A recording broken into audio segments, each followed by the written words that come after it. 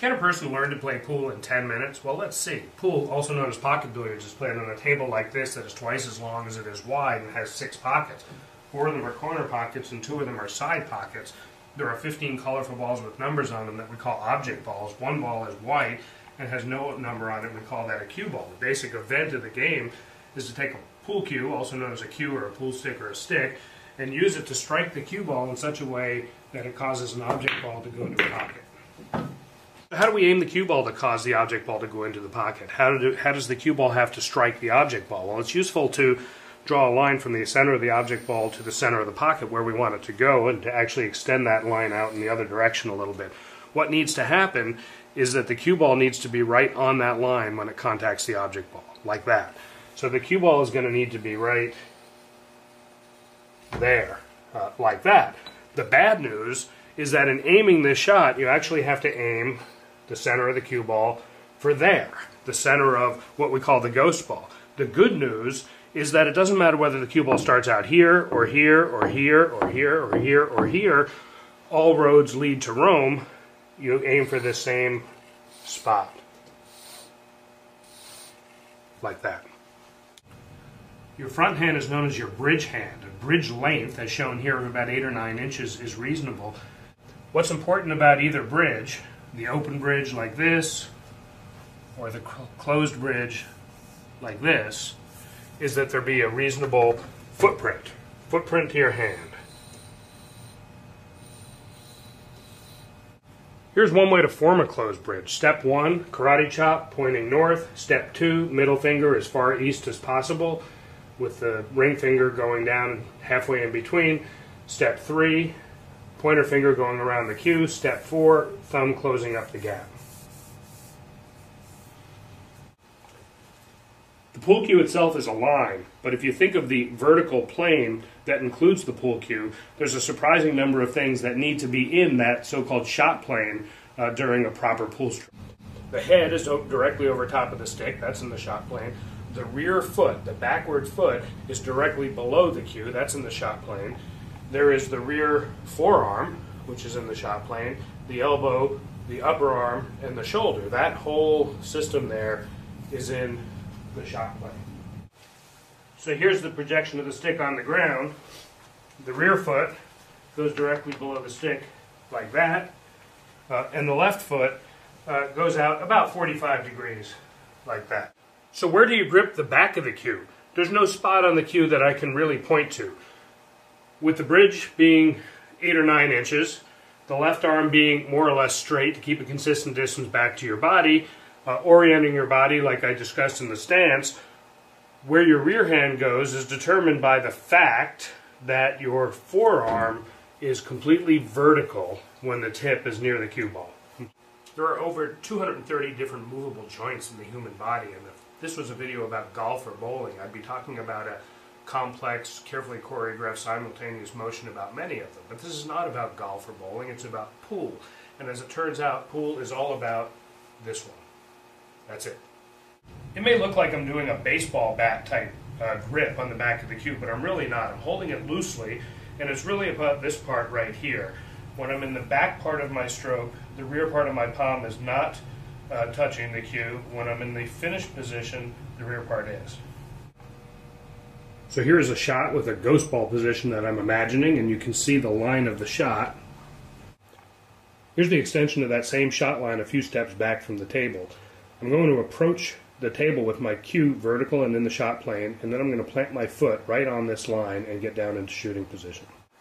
So I'm down in the set position. My tip is at the cue ball, my rear forearm is vertical, my cue is as level as possible, and my chin is down low on the cue. Remember, it's just a pendulum motion about the elbow like this, so I'm going to hold my arm here to kind of emphasize that. Doesn't matter if the shot is going to be soft or hard. The backstroke, the final backstroke is going to be the same. I'm going to go back slowly, followed by a slow, smooth transition to forward motion, and then forward to the finished position.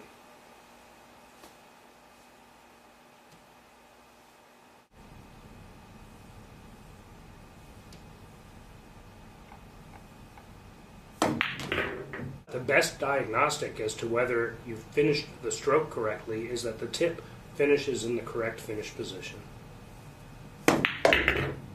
Where the cue ball goes after a shot is important when anticipating the next shot you're going to take. For a straight shot like this, there's three possibilities for what the cue ball is going to do. One is it's going to follow the object ball toward the pocket, or it's going to stop dead, or it's going to come back toward the shooter. So here's a follow shot. Here's a stop shot. And here's a draw shot or a backspin shot. The difference between these is, respectively, whether the cue ball had forward spin like that, or no spin like that, or reverse spin when it struck the object ball. The stop shot is critically important because mastering it opens up a whole range of possibilities for what the cue ball can do. A stop shot from the position shown will leave the cue ball stopped in the ghost ball location as shown, but a stop shot from any place over here, that same shot, would send the cue ball off at this 90-degree angle, like that. A follow shot sends the cue ball starting in the same direction, but then bending forward of it. And then a draw shot sends the cue ball starting in the same direction and then bending backwards of it. You achieve these different spins by having the tip strike the cue ball low or medium or above, any place along the vertical center of the cue ball, and you get the different heights by raising or lowering your bridge, leaving the stick level as possible for all the strokes. All right, now you're ready to learn a game. 8-ball is probably the most popular, and you probably need to forget the rules that you learned in a bar or a long ago fraternity house or somebody's basement. If we remove the 8-ball, which is solid and black, the remaining 14 balls have 7 solid colored balls and 7 striped balls. One player is going to have solids, the other player is going to have stripes, and the object of the game is to sink or pocket all of the player's balls, which gives that player the opportunity to sink the 8-ball on a legal shot and win the game. The 8-ball gets racked in the middle here. One of these corner balls is a solid and the other one is a stripe. Nothing else matters. This is the head ball, and it gets racked onto the foot spot here. And when you rack the balls, try to make them all touching one another, which is called a tight rack. The opening shot of the game is known as the break shot. The breaking player shoots with the cue ball behind the head string, commonly known as in the kitchen. At this point in the game, it's said that the table is open, meaning it's not determined who has stripes and who has some. The only other time this head string matters in the game of 8-ball is if the player on the break scratches the cue ball. If the cue ball goes in the pocket, then the opposing player must begin starting behind the head string and shooting a ball that's out of the kitchen.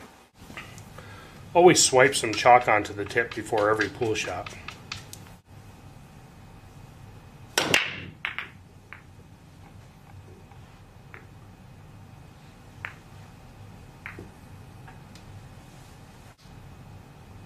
All right, I didn't make any balls on that break shot. Had I made one or more balls, I would continue to shoot.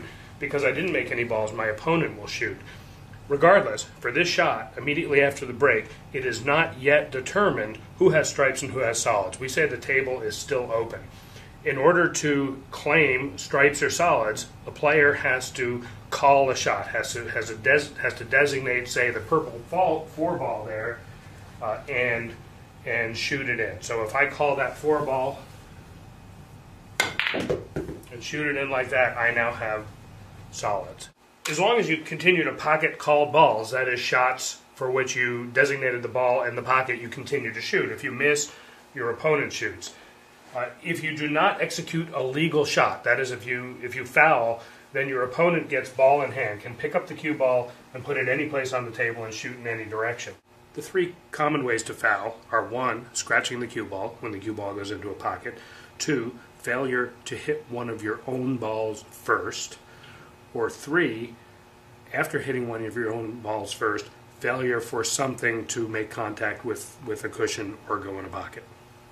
All right, now you've scratched the surface learning some of the fundamentals of this great game. Many billiard parlors have leagues that actually encourage new players, so check it out. Maybe get some friends, coworkers, or family and form a team yourself. There's a lot more to learn about this game. Talk to people at your local billiard parlor or look at bca-pool.com for a list of qualified instructors in your area. I hope you enjoyed this little 10-minute introduction to pool.